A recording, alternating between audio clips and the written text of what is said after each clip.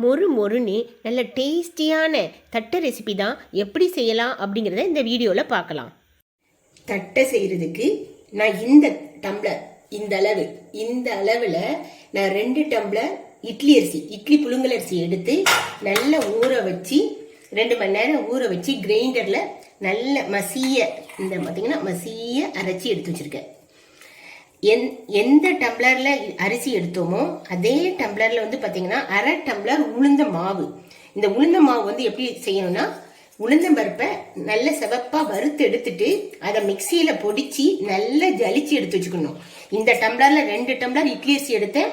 அதே டம்ளரில் 1/2 டம்ளர் உளுந்த மாவு, 2 டேபிள் ஸ்பூன் கடலைப்பருப்பை ஒரு மணி நேரத்துக்கு முன்னாடி நல்ல தண்ணியில் நல்லா வாஷ் பண்ணி ஊற வச்சு அந்த தண்ணியை நல்லா வடிகட்டி ஒரு துணியில் போட்டு உலர விட்டு நான் எடுத்து வச்சிருக்கேன்.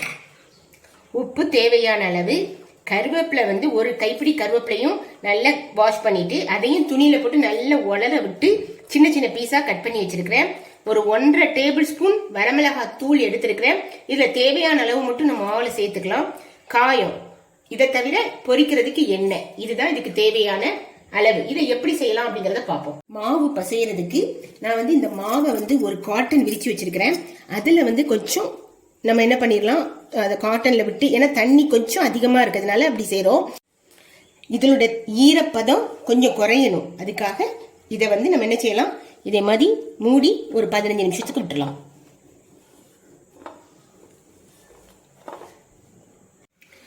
10 நிமிஷம் ஆன பின்னாடி இப்போ நான் திறந்து பார்க்குறேன். பார்க்கும்போது பார்த்தீங்கன்னா நல்ல ஈரம் நல்லா இஞ்சிடுச்சு. இப்போ மாவு நம்ம பசையலாம். இப்போ மாவை நான் பாத்திரத்தில் சேர்த்துட்டேன். இப்போ பார்த்தீங்கன்னா இந்த அளவுக்கு இருக்கணும். அப்போ தான் என்ன ஆகுனா தட்டை நல்ல ஒரு கிறிஸ்பியாக மொறுமொறுப்பாக வரும். இப்போ இந்த மாவுக்கு அப்புறம் இந்த உளுந்த மாவை இதில் சேர்த்துருதேன். கட் பண்ணி வச்சிருக்கிற கருவேப்பிலையை சேர்த்துடலாம். கடலைப்பருப்பு, இந்த கடலைப்பருப்பு நல்ல ஒரு வாசனை கொடுக்கும், நல்ல டேஸ்ட் நல்லா இருக்கும்.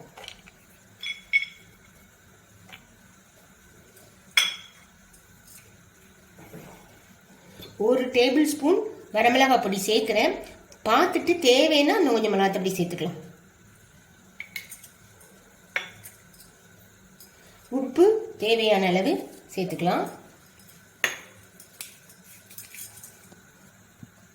காயம் கொஞ்சம் சேர்த்துடலாம். 2 குளிக்கரண்டி ஆயில் எடுத்து அடுப்பில் வச்சு நல்லா சூடு பண்ணணும். இந்த எண்ணெய் ஃபுல்லாக அப்படில கொஞ்சம் மட்டும் நான் வச்சுக்கிறேன். இந்த மாதிரி சுரீர்னு வரணும், பார்த்து கை வைக்கணும், எண்ணெய் சுற்றும். இப்போ நம்ம மாவு பசையலாம். இந்த அளவுக்கு நல்ல மாவு வரமிளகாய் எல்லாம் மிக்ஸ் ஆகிற மாதிரி பசைஞ்ச பின்னாடி மறுபடியும் கொஞ்சம் எண்ணெய் மீதி இருந்த எண்ணெயும் இது மேலே விட்டு நம்ம பசைஞ்சிடணும்.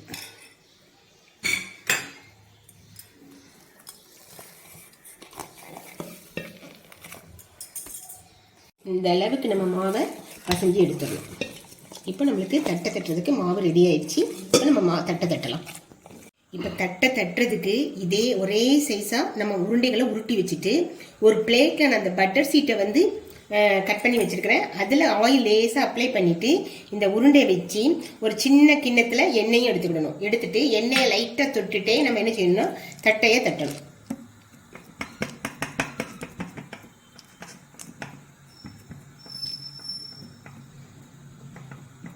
இல்லை கிண்ணத்தை வச்சு நீங்கள் பேக் சைடில் வச்சு நீங்கள் தட்டுறீங்கனாலும் தட்டலாம். தட்டை தட்டியாச்சு. எல்லா பக்கமும் ஒன்று போல தட்டியிருக்கணும். ஓரம் எல்லாமே, ஓரத்தில் தடிமனெல்லாம் இருக்கக்கூடாது. ஒன்று போல தட்டினாதான் அது நல்லா வெந்திருக்கும். இல்லைன்னா அந்த இடத்துல மட்டும் நம்ம வேகாமல் இருந்துடும். இந்த மாதிரி கரெக்டாக தட்டிட்டு இப்போ நான் எண்ணெய் காய வச்சிருக்கிறேன். எண்ணெய் காஞ்சிச்சு. எண்ணெய் பார்த்தீங்கன்னா ரொம்ப ஃபுல் ஃப்ளேமில் வைக்காம மீடியம் ஃப்ளேம்லேயே வச்சு இந்த தட்டை பிடிக்கும். மீடியம் ஃப்ளேமில் வச்சு நல்லா எண்ணெய் காஞ்ச உடனே அதே ஒரே ஃப்ளேம்லேயே வச்சு நம்ம தட்டையை பொரிச்சு எடுத்துட வேண்டியதான்.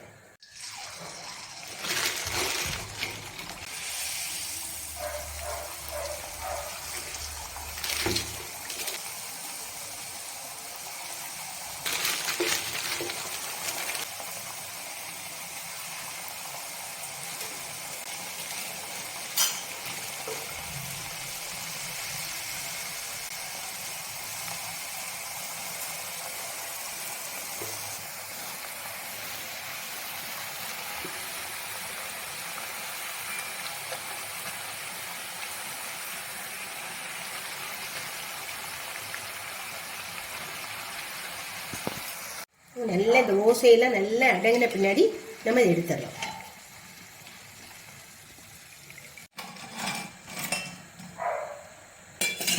இதில் எண்ணெய் நல்லா வடிஞ்ச உடனே நம்ம இது டிஷ்யூ பேப்பரில் எடுத்து வச்சிடலாம். நல்ல மொறுன்னு இருக்கக்கூடிய தட்டை நமக்கு ரெடி ஆயிடுச்சு. இது வந்து பார்த்தீங்கன்னா நல்லா கிறிஸ்பியாக இருக்குது. இதே அளவில் நீங்களும் செஞ்சு பார்த்து உங்கள் ஃபீட்பேக் எங்களுக்கு தெரிவிங்க. இந்த ரெசிபி பிடிச்சிருந்தா ஒரு லைக் கொடுத்து ஷேர் அண்ட் சப்ஸ்கிரைப் பண்ணுங்கள். தேங்க்யூ.